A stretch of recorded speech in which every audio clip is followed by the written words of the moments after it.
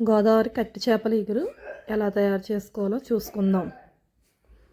ముందుగా చిన్న చేపల్ని శుభ్రంగా కడిగి తీసుకోవాలి. చూడండి, ఇలా ఉప్పేసి శుభ్రంగా కడిగి క్లీన్ చేసుకొని పెట్టుకోవాలి. ఇందులోకి ఒక ఉల్లిపాయని పేస్ట్ చేసి 3 పచ్చిమిరపకాయ తీసుకోవాలి.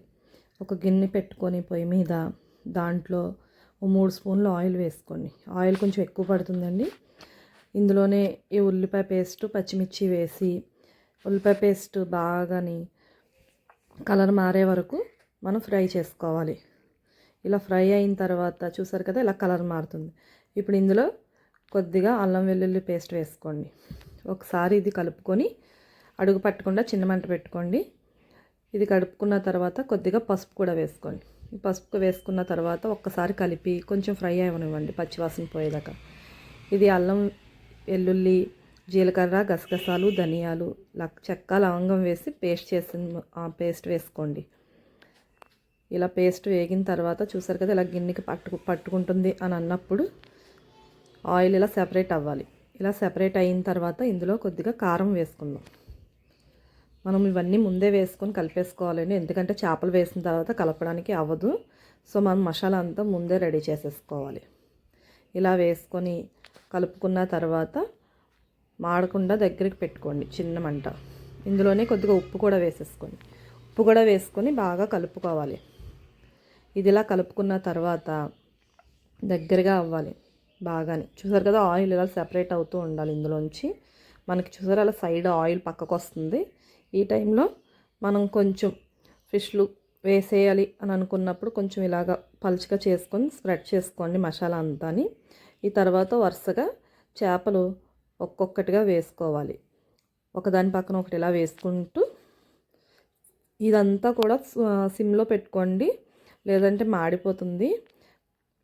సిమ్లో పెట్టుకొని ఇలా చిన్నగా ఒక్కొక్క చేప వేసుకొని, మనం చేపలు వేసిన తర్వాత గరిటె పెట్టకూడదండి అస్సలు అని. మనం దాకని చేపల కూర ఇలా కలుపుతాం, అలాగే కలుపుకోండి. గరిటె పెడితే చిన్న చేపలు కదా, త్వరగా పేస్ట్ లాగా అయిపోతూ ఉంటాయి. సో మనం ఇలా వేసిన తర్వాత మూత పెట్టేసి ఒక 2 మినిట్స్ అలా సిమ్లో ఉంచేయండి. ఒక 2 మినిట్స్ తర్వాత ఇదిగోని చూసారా, చేపలు ఇలా కొంచెం కలర్ మారుతాయి. అప్పుడు ఇలా దాకని కదుపుకోండి. ఇలా కదుపుకున్న తర్వాత మొత్తం మసాలా అంతా పైకి కిందకి వస్తుంది. సో ఇలా వచ్చిన తర్వాత కొంచెం ఒక 2 మినిట్స్ మళ్ళీ మూత పెట్టి మగ్గించుకోండి. ఇలా మగ్గినప్పుడే చేప సగం 50% వరకు మనకి కుక్ అయిపోతుంది. ఇలా 50% కుక్ అయిన తర్వాత దీన్ని మధ్యలో తీసి మనం ఇలా దాకని కదుపుకోండి. లేదు అంటే కనుక మనకి మళ్ళీని అడుగంటేస్తుంది. ఇలా అయిన తర్వాత కొద్దిగా వాటర్ పోసి మనం ఇలా చేప మునిగేంత వరకు వాటర్ పోసుకోండి, సరిపోతుంది. మనం ఇలా గరిటె మాత్రం పెట్టకండి, ఇలా గిన్నెతోటి అటు ఇటు చేసుకోండి చేతితోటి. ఇలా అయిన తర్వాత దీన్ని మూత పెట్టి మీడియం ఫ్లేమ్ మీద ఒక 2 మినిట్స్ అలా వదిలేస్తే అది చక్కగా కుక్ అవుతుంది. చూసారు కదా, ఇలా కుక్ అవుతుంది. ఇలా కుక్ అయిన తర్వాత మళ్ళీ మనం మధ్యలో ఇలాగ గిన్నె కదుపుకుంటూ ఉండాలి.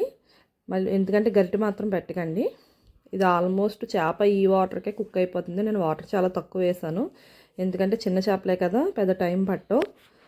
చూసారు కదా, ఇంకో చేప ఇలాగ చిన్న చేపలు ఇలాగ కుక్ అవుతాయండి. మనం గరిటె పెట్టాము అంటే కనుక మొత్తం పేస్ట్లా అయిపోతుంది. ఇలా కుక్ అయిన తర్వాత చివరిగా ఇంకా దింపేసేటప్పుడు మనం కొత్తిమీర వేసుకొని దింపేసుకుందాం. అయిపోయినట్టేనండి. ఇంతేనండి, చాలా సింపుల్, చాలా టేస్టీగా ఉంటుంది. ఇది హెల్త్కి కూడా చాలా మంచిది. మనం వీక్లీ 2-3 టైమ్స్ ఉండేలా చూసుకోండి చిన్న చేపలు మన కర్రీలో. ఇలా మూత పెట్టి ఒక 2 మినిట్స్ వదిలేయండి. 2 మినిట్స్ తర్వాత చూసారు కదా, ఇలా ఆయిల్ పైకి వస్తుంది అంటే ఇంకా అయిపోయినట్టే. ఇప్పుడు మనం స్టవ్ ఆఫ్ చేసేసి గిన్నెలోకి సర్వ్ చేసేసుకుంటామే. ఇది చాలా టేస్టీగా ఉంటుంది, పైగా హెల్త్కి చాలా మంచిది. పిల్లలకు పెట్టేటప్పుడు మాత్రం కొంచెం చూసి దగ్గరుండి తినిపించండి. అంతేనండి, గోదావరి స్పెషల్ చిన్న చేపల కర్రీ రెడీ. ఇది మా అమ్మ చేసేది, చాలా నాకు ఇష్టం. మీరు కూడా ట్రై చేసి ఎలా ఉందో కామెంట్ చేయండి. బాయ్ అండి.